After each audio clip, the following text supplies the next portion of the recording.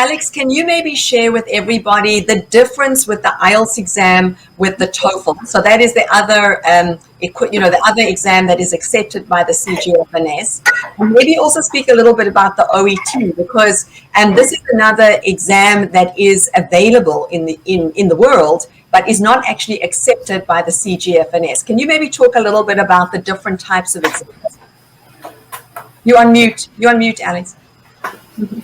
Yeah, thank you for that. So we've never taught the TOEFL examination. We basically will we took the requests of what our students were looking for. So we started with IELTS many years ago, and we started with helping nurses go to the UK. So we're just specializing in the OET and the IELTS exam. So the IELTS exam is, Irvin's given a good explanation of what it's all about, and it's, as the name suggests, it's academic. So it's been primarily used by university students, but more increasingly over the years, medical staff like nurses and doctors have been taking this exam. And it was a lot of doctors and nurses, when the OET was introduced in the UK, I think we did a survey and about 1,000 people replied and said 99% were going to move to the OET exam instead of IELTS.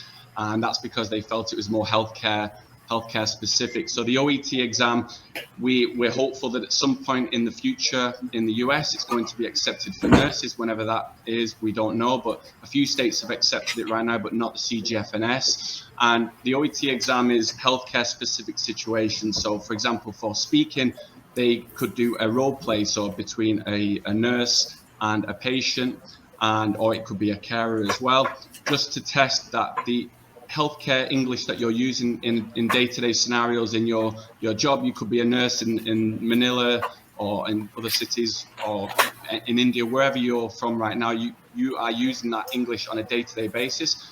They want to know in the OET exam, can you use and communicate using this healthcare specific English in the exam. And one thing I wanted to mention before about what Jennifer said, who gave a great answer, the nurses are always saying, why do I need to get a band score 7 in speaking and a 6.5 overall? And that is to provide safe patient care. You need to be able to really look after your patients, and also to be able to communicate with your colleagues effectively as well. And OET has been shown by, the vast majority of people who take this exam as being a great exam to help them transition into becoming a nurse in the UK. So like I said, fingers crossed, it's gives people a choice when they come to American future. I still think the IELTS is a great examination, but at least nurses would have a choice of what to take. I don't know if, Scott, you want to build on that. Well, I just want to actually double down. Oh, sorry, Tanya, if you want to progress. No, go ahead. Go ahead. I'll keep it to one sentence. IELTS is a great choice, but keep your eye on OET if that option does become available to you. I think it's a much more applicable exam for your specific profession.